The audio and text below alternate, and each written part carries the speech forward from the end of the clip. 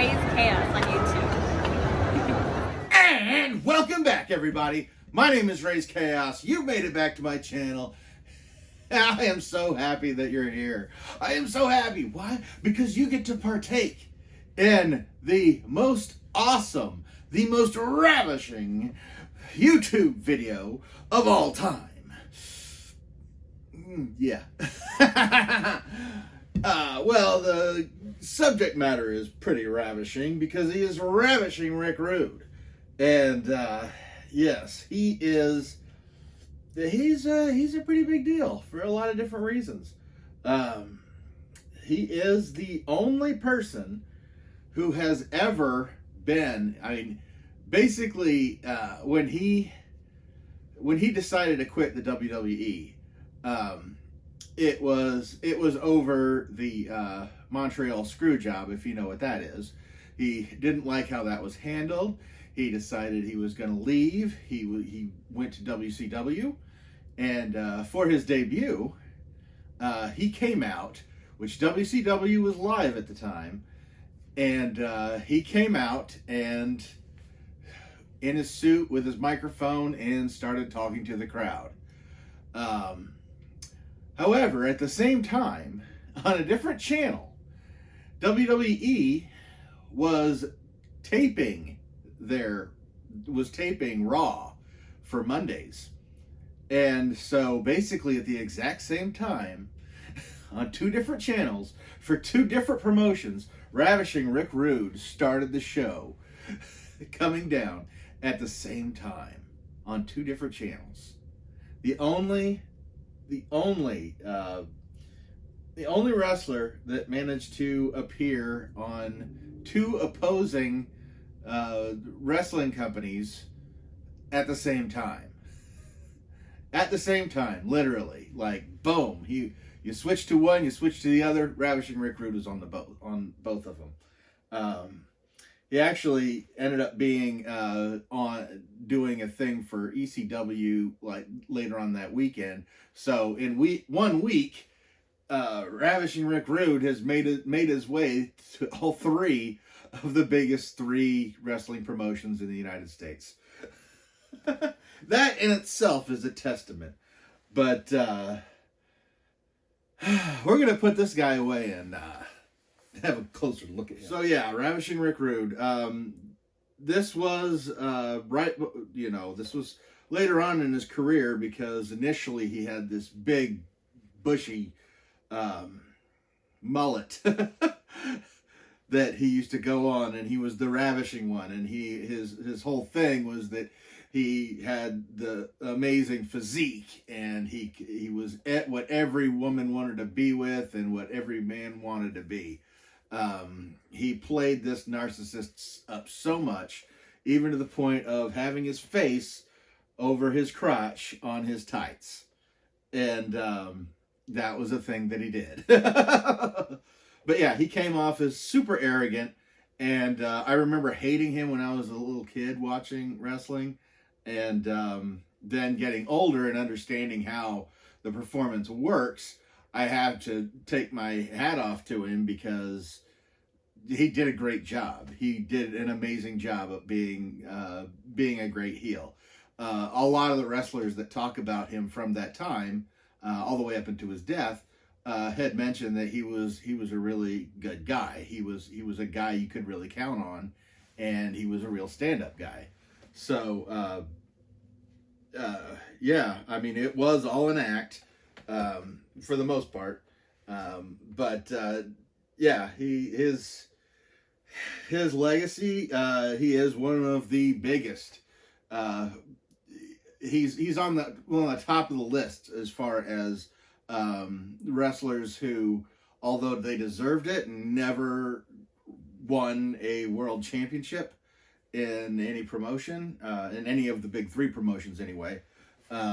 As much as he deserved it, he never got that.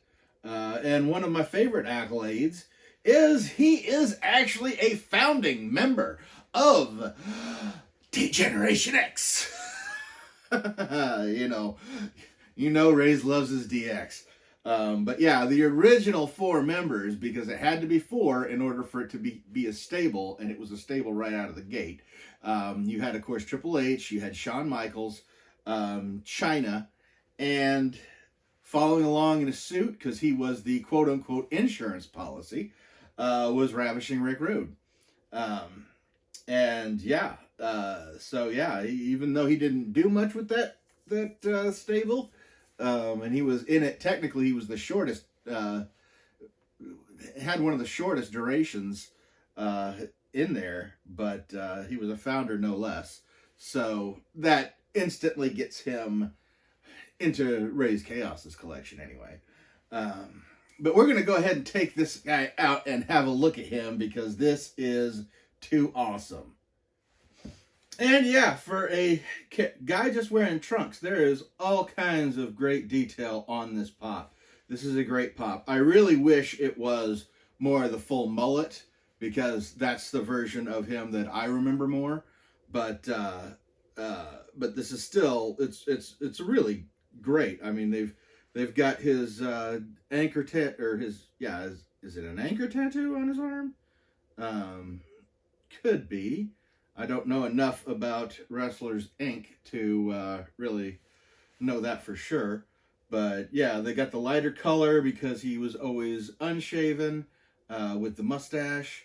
And of course, you've got the blazing tights on there with his face over the crotch, just like he liked to do it.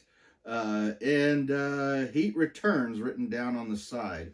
I remember some of his bigger deals where at one point he had the face of Jake the Snake Roberts' wife over his butt on one of his tights. Of course, it was airbrushed on and everything, but it was a great taunt to anybody watching to really sell that whole feud going on. I just remember, I remember Jake the Snake being very upset with that, and it's probably the feud that I remember most about Ravishing Rick Rude. But yeah, that is so awesome. Met his untimely death, didn't really get to see the Millennium due to a stroke brought on by an accidental overdose. Now, that was the same case with Bam Bam Bigelow, and I always love that I always get this, oh sure, how's it an accidental suicide, when it's drug related. Well, these wrestlers, especially from this time era, were all pretty much hooked on painkillers. And pretty much just like Bam Bam Bigelow, essentially what would have happened would have been that these guys take these pain meds in order to, just deal with the amount of pain that they are living with on a daily basis, because their bodies got completely destroyed. But then when you get some of these painkillers in you, and it fogs your brain a little bit, you're still feeling pain even when you're on the painkillers. So your brain's in a fog. You don't remember you took the pain pills because you're still in pain. You take more.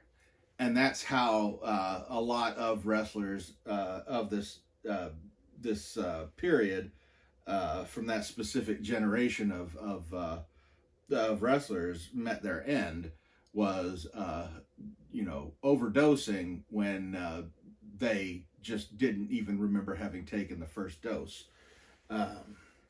And yes, it was an accidental overdose due to pain pills. It was a stroke labeled to that. One of the weird things that is tied to Rick Rude for some reason is that basically he had a testicular cancer scare right before, not too long before he actually passed on, and it turned out to be a benign cyst. However, the reports came out basically that he was that he had testicular cancer, and then the next thing you heard was that he was dead. And so with things like that lining up so close together, and his reputation as far as being the man's man. I mean, his whole gimmick, well, let's face it, was centered around his sexual prowess. And so rumors just went wild on there. There was the rumor that he had committed suicide over the fact that they had to amputate his penis.